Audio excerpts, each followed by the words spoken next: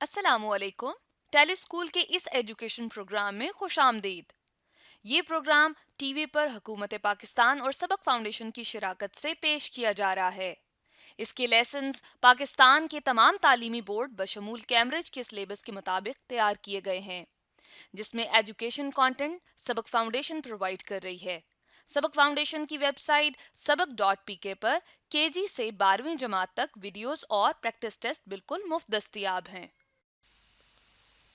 General science lesson में आज हम एनर्जी एंड एनवायरनमेंट के टॉपिक को डिस्कस करेंगे, जो कि फेडरल बोर्ड पंजाब के बलूचिस्तान और सिंध की क्लास 9 चैप्टर नंबर 7 एनर्जी में मौजूद है, और यही टॉपिक कैम्ब्रिज की क्लास 9 में भी मौजूद है। इन वीडियोस को देखने के बाद, सुनने के बाद आपको disorder, respiratory system, air pollution, acid rain और नॉइज़ पोल्यूशन, ये कंसेप्ट अच्छे तरीके से समझ आ जाने चाहिए। आज के लेसन और इससे मुंसलिक तमाम वीडियो लेक्चर्स को घर बैठ के देखने के लिए आप सबक.pk की वेबसाइट पे जा सकते हैं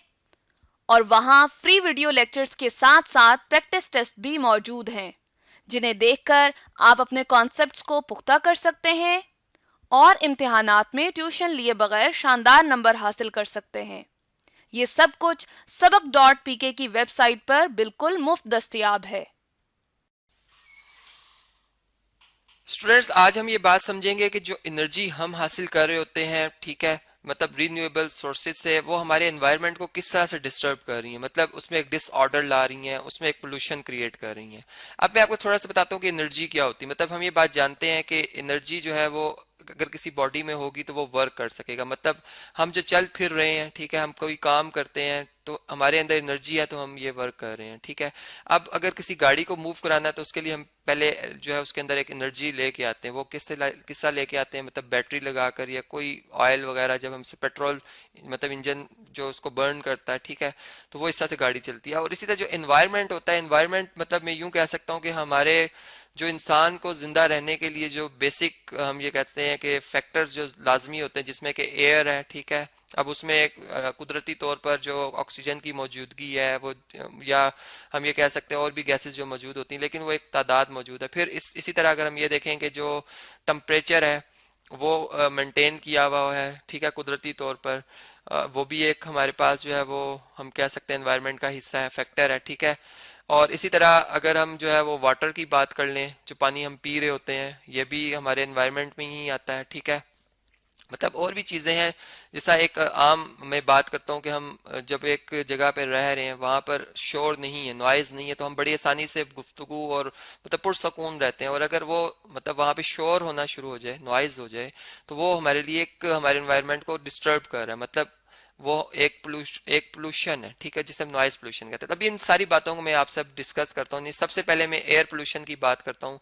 एयर क्या चीज़ है जी? हम लोग रहते हैं एक सी में, जो कि है एयर का, सी ऑफ एयर, ठीक है। मतलब जैसे फिशेस को अगर हम देखते हैं तो वो पानी के अंदर रहती हैं, एक समंदर है पानी का। ऐसे हम रहते हैं एक एयर के सी में। अब जैसे अगर हम ये कहें कि जब हम कोई गंद या कोई कचरा पानी में डालते हैं तो मछलियों को उधर रहने में बड़ी दुश्वारी होती है। इसी तरह अगर हमारी एयर में कोई चीज़ ऐड हो जाए, यानी पोल्यूशन, मतलब एक नेचुरली जो एक उसमें एक मौजूदगी है गैसेस की, उससे ज़्यादा अगर कोई चीज़ आ जाएगी, एक डिसऑर्डर आ जाएगा। एक क्या आ जाएगा जी? डिसऑर्डर आ जाएगा। तो हम ये कहेंगे कि ये एक पोल्यूशन है, ठीक है। अब देखें फैक्ट्रीज में, जैसे अगर मैं स्टील की फैक्ट्रीज की बात करूं या फर्टिलाइजर्स की फैक्ट्रीज, मतलब जहाँ पे खाद वगैरह, मतलब जानदार को जो है जला कर गला कर, ठीक है, फर्टिलाइजर्स मतलब खाद बनाया जा रहा होता है, तो वो क्या होते हैं जी? वहां से बड़ी गंदी और डेंजरस गैसें जो है वो मतलब एयर में ऐड हो रही होती है, जिसमें डस्ट भी होती है, ठीक है। मतलब कुछ पार्टिकल्स होते हैं जो कि बर्निंग के बाद एयर की वजह से प्रेशर मतलब ऊपर की तरफ मूव कर जाते हैं, एयर में, एयर के साथ ही मूव कर रहे होते हैं। अब नाइट्रोजन, जिसका नाइट्रोजन ऑक्साइड अगर ऐड हो जाए, क्लोरीन हो जाए, स्मोक हो जाए, ठीक है, सल्फर डाइऑक्साइड, अब ये सारी वो चीज़ें जो कि एयर में पहले से भी मौजूद थी, और ये और इस फैक्ट्रीज के जलने से ये और ज़्यादा शामिल होंगी, जिससे हमारी एयर जो है वो बहुत ज़्यादा आलूदा हो जाती है, जिससे कि हमारे रिस्पायरेटरी जो सिस्टम है, हमारा एक सांस लेने का जो प्रोसेस है, वो बहुत ज़्यादा डिस्टर्ब हो जाता है, ठीक है, रेस्पायरेटरी सिस्टम हमारा डिस्टर्ब हो जाता है, ठीक है। तो ये भी एक हमारा, हम ये कह सकते हैं कि ये एक वजह है, ठीक है। फिर अगर हम इसी बात को यूं देखें कि स्मॉग पोल्यूशन भी होती है। अब स्मॉग स्मॉग पोल्यूशन क्या होती है जी, कि जब हाइड्रोकार्बन्स और नाइट्रोजन ऑक्साइड सनलाइट में बर्न करते हैं, मतलब आपस में रिएक्ट कर जाते हैं, तो हमें आपने देखा होगा कि बाजुकात ये येलोइश कलर में हमें अपनी फिजा नजर एयर नजर आ रही होती है। अब वो इसी वजह से होती है। और अगर हम खड़े हो तो इसमें तो हमें बहुत ज्यादा एलर्जीज की बीमारियां हो जाती है, मतलब आंखों की एलर्जी भी हो सकती है, स्किन की भी हो जाती है, ठीक है। तो मतलब ये एलर्जीज जो है, ये इसको बढ़ाने में मैं कह सकता हूँ कि बहुत ज्यादा मतलब इनका रोल होता है, ठीक है। एलर्जी स्पेलिंग में जरा लिख देता हूँ यहाँ पर कि एलर्जीज, ठीक है। और फिर रिस्पायरेटरी सिस्टम, तो वो तो मैंने आपको ऑलरेडी पहले ही बताया कि वो भी बहुत ज़्यादा हमारा डिसऑर्डर हो जाता है, दमा वगैरह की तकलीफ भी जो है वो लोगों को स्टार्ट हो जाती है, ठीक है जी। रिस्पायरेटरी सिस्टम, ठीक है। तो ये मैंने आपको थोड़ा बहुत इसके हवाले से बताया। अब अगर हम और आगे चलें तो एसिड रेन का एक कंसेप्ट है, मतलब ये भी इसी वजह से होती है कि फैक्ट्रीज के मतलब वहां से गैसेस के बर्न होने से जब एनर्जी हासिल करने के लिए वो कोई मशीन को जलाते हैं, ठीक है, ऑयल उसमें से जलाते हैं, तो सल्फर डाइऑक्साइड मतलब जो मेटल भी पिघलाया जा रहा होता है, ठीक है, अब आयरन है या कोई भी धात है उसको पिघलाया जा रहा होता है, तो वो हवा में उसके कुछ जो कह सकते हैं गैसेस की शक्ल में वो फिजा में ऐड हो जाता है। इसमें सल्फर डाइऑक्साइड, नाइट्रोजन ऑक्साइड, अगर कहीं पर ऐसे इलाकों में मतलब जहाँ बहुत ज्यादा फैक्ट्रीज हैं और वहाँ बारिश बारिश मतलब वहां पे हो जाए, या वहां उस सिमत से हवा चलती हुई आ जाए किसी ऐसे इलाके में जहां पर के आबादी है, ठीक है, और वहां पे आके वो बरस से, तो वो उस बारिश के अंदर एसिड शामिल होता है, जो कि स्किन के प्रॉब्लम, मतलब लोगों के स्किन प्रॉब्लम होने शुरू हो जाते हैं, ठीक है। अगर वो खेतों पर फसलों पर गिरे तो फसलें जल जाती हैं, ठीक है, या दरख्त वगैरह जो हैं वो जल जाते हैं, मतलब जैसे आप यहाँ पर देख रहे हैं। तो ये भी बहुत नुकसानदेह, खास तौर पर किसान वगैरह के लिए, उनकी पूरी फसलों का एक टाइम होता है और वही सारी इनकी वजह से डैमेज हो सकती हैं। फिर इसी तरह अगर हम इन चीज़ों को कंट्रोल करना चाहते हैं, मतलब हम ये करें कि हम ए फॉरेस्ट्रेशन कर लें, मतलब हम रीन्यू कर लें रीन्यू कर लें दरख्तों को दोबारा से लगाएं, ठीक है। फॉरेस्ट मतलब खुद से जो है वो आर्टिफिशियली जो है वो क्या करें जी, दरख्त लगाएं, एक जंगल बनाएं दरख्तों का, ठीक है, फॉरेस्ट बनाएं। अब वो इसी तरह हो सकता है कि सारे लोग ग्रुप्स में आए और वो दरख्त लगाएं, और फिर दरख्त क्या करते हैं कि जो बारिश आती है एक तो उसको फिल्टर बहुत अच्छे तरीके से कर लेते हैं, मतलब इससे हमारा जो वाटर, जो घरों में पानी आ रहा है वो बड़ा साफ हो जाएगा, मतलब बहुत फिल्टर होके आएगा, ठीक है। ये फिल्टर बहुत अच्छा कर लेते हैं। अगर आप एक सर्वे रिपोर्ट देखें तो उसमें ये बात है कि एक दरख्त जहाँ पर हो वहाँ पर बारिश जिस सब जमीन में जज़ब होती है, और एक वो इलाका जहाँ पर दरख्त ना हो वहाँ से पानी जमीन में जब जज़ब होगा, तो दोनों में मतलब आप देखेंगे जो पानी इधर जब जमीन के नीचे से जाता है तो फिल्टर हो जाता है, इम्प्योरिटीज अलग हो जाती है, तो बहुत ही जो हम कह सकते हैं फिल्टर्ड पानी जो है वो उस इलाके से हमें मिलता है जहाँ पे दरख्त ज्यादा है,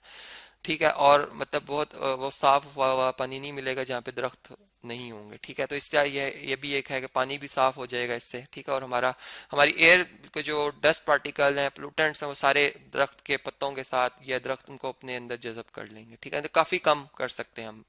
फिर इसी तरह अगर हम अपने एनवायरनमेंट में और भी देखें वजह, तो ये हमें मिलती है कार्बन डाइऑक्साइड की मौजूदगी फिजा में। मतलब ये कहाँ से आ रही है जी, ये कार्बन डाइऑक्साइड गैस जो है वो आती है गाड़ियों के जब ईंधन, पेट्रोल वगैरह, जहाज वगैरह का ईंधन जब जलता है, ठीक है, मतलब फॉसिल फ्यूल्स हम इसे कह सकते हैं, ठीक है, जिसमें कि कोल वगैरह भी आ जाता है, फॉसिल फ्यूल्स, ठीक है। ये सारे जब जलते हैं तो इनसे कार्बन डाइऑक्साइड की मौजूदगी फिजा में ज्यादा हो जाती है, जिससे कि टेम्परेचर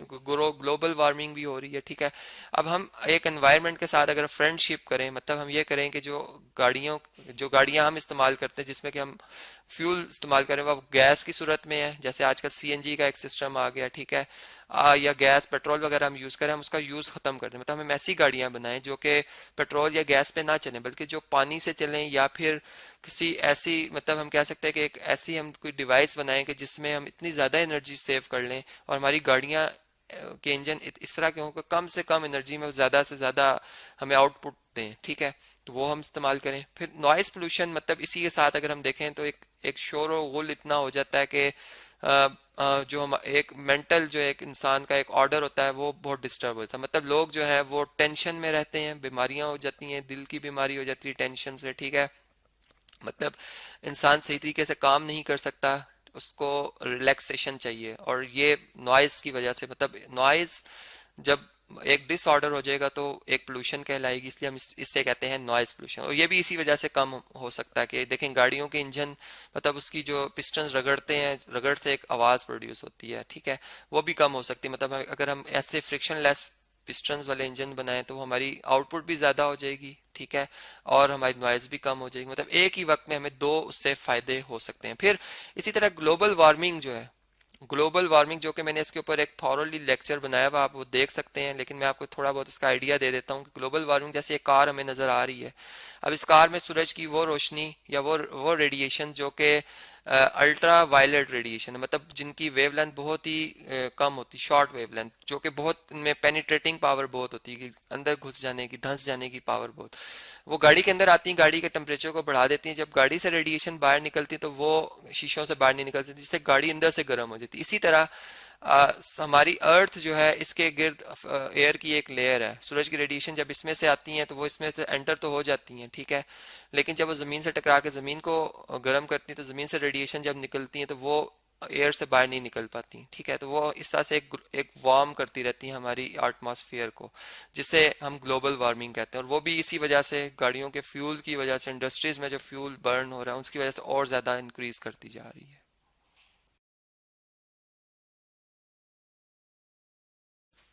स्टूडेंट्स, आज हम समझेंगे कि जो हमारे पास एनर्जी आती है वो कैसे एक प्रोसेस से चलती हुई हम उससे यूजफुल वर्क में, यानी उससे यूजफुल एनर्जी में कन्वर्ट कर रहे हो। तो मैं सिंपल वर्ड्स में अगर इस तरह से कहना चाहूँ, यानी मतलब कि मैं इस तरह से बात करता हूँ कि मैंने फूड खाया, ठीक है, और मैंने उससे जो है वो केमिकल एनर्जी बनाई, और केमिकल एनर्जी से मैंने क्या किया जी, उससे मैंने काइनेटिक एनर्जी में यानी जो है वो चेंज किया। वो मेरी काइनेटिक एनर्जी जो है या मैकेनिकल एनर्जी जो है वो क्या हो सकती है, मैं फर्ज करें ऑफिस जाता हूँ, मैं फर्ज करें जो है मैं स्कूल जाता हूँ, मैं स्टडी करता हूँ, मैं अपनी वो एनर्जी यूटिलाइज कर रहा हूँ, ठीक है, मतलब मैं जो है उस जितनी भी मेरी वर्किंग वो सारी उस एनर्जी में जो है वो कन्वर्ट हो रही है। और फिर जो है वो हम ये कहते हैं कि फिर आगे मतलब कि वो जो मैंने आवाज़ दी, साउंड है, ठीक है, या जैसे हम नॉइज अगर किसी पोल्यूशन के हवाले से, यानी इन्वायरमेंटल अगर हम कोई डिस्टरबेंस करें तो वो एक नॉइज बन जाएगी,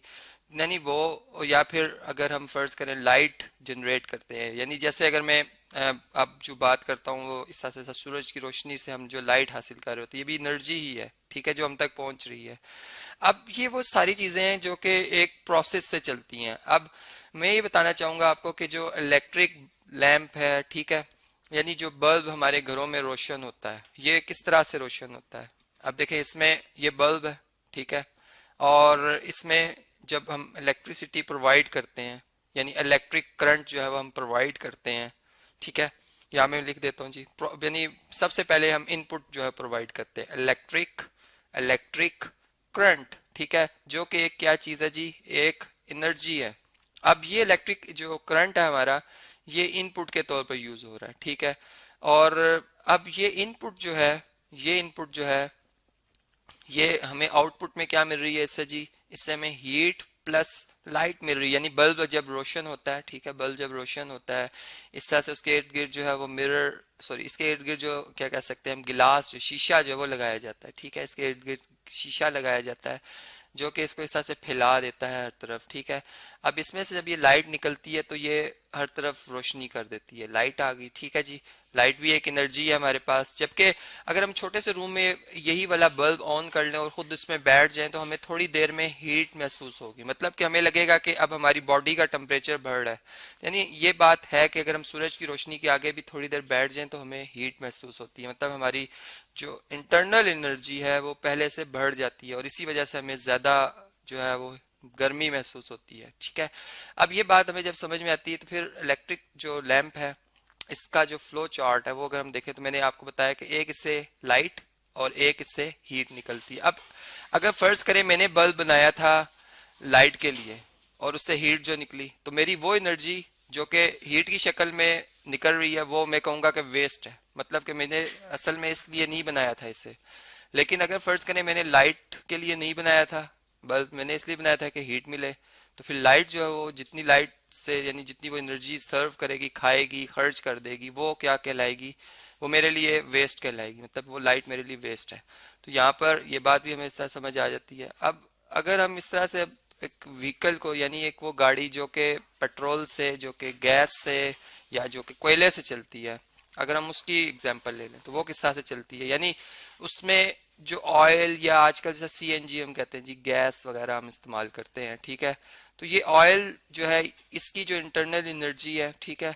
उसको हम कन्वर्ट करते हैं केमिकल एनर्जी में। मतलब कि यहाँ पर इनपुट के तौर पर ये जो इसको हम रिएक्ट कराकर, ठीक है, इसको हीट अप करके हम इससे क्या हासिल करते हैं, हम इससे केमिकल एनर्जी हासिल करते हैं, ठीक है। तो सबसे पहले हमारे पास आती है केमिकल एनर्जी।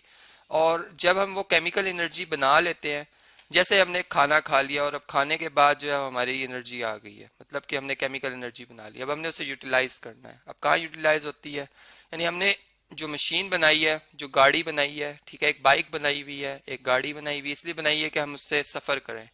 मतलब कि उसको मोशन में लाएं।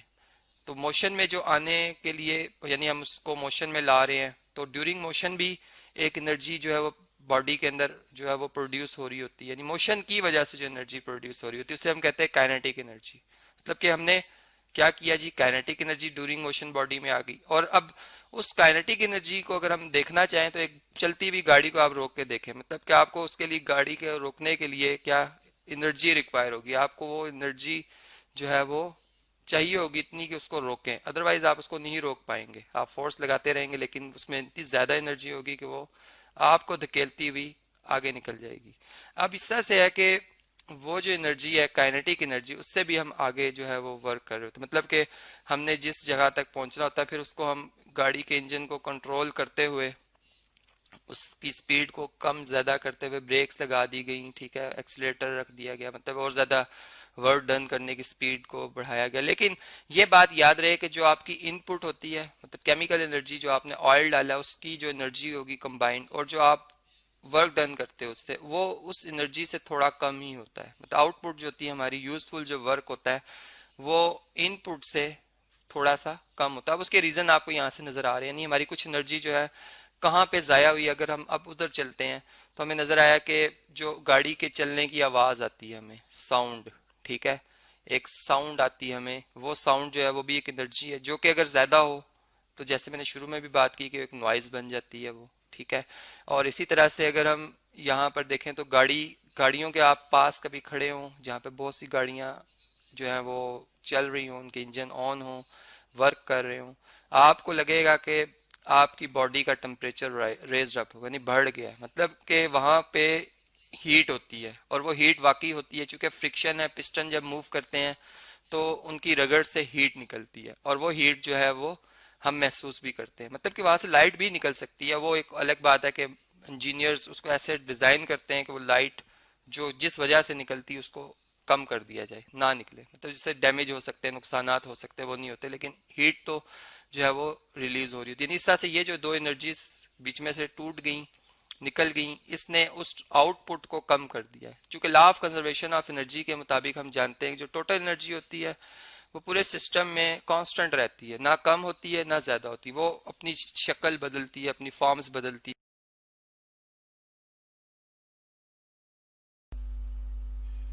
स्टूडेंट्स, बात करेंगे हम सोलर एनर्जी की। सोलर, जैसे कि हम जानते हैं कि हम सन को कहते हैं, और सन से जो एनर्जी हासिल की जाती है वो हमारे पास सोलर एनर्जी कहलाएगी। ये भी हमारे पास एक नॉन कन्वेंशनल एनर्जी सोर्सेज में आ जाता है, क्योंकि इसका भी यूज जो है वो, अब अगर हम देखें तो हमारी जो बहुत ज्यादा जिस तरह से फॉसिल फ्यूल्स यूज कर रहे थे उस तरह से इसका यूज नहीं किया जा रहा, लेकिन ये भी एक बहुत बड़ा सोर्स है हमारे पास एनर्जी, जो कि जैसे हम कह सकते हैं कि the largest source of energy जो है वो हमारे पास सोलर एनर्जी है। अब अगर हम देखें स्टूडेंट्स के हमारे पास अर्थ जो है वो रिवॉल्व कर रही है सन के अराउंड, और अर्थ की जो रेवोल्यूशन है, यानी कि उसका जो हमारे पास हम देखते हैं कि वो उसका जो जितना पोर्शन हमारे पास सन के एक्सपोज हो रहा होता है, सन के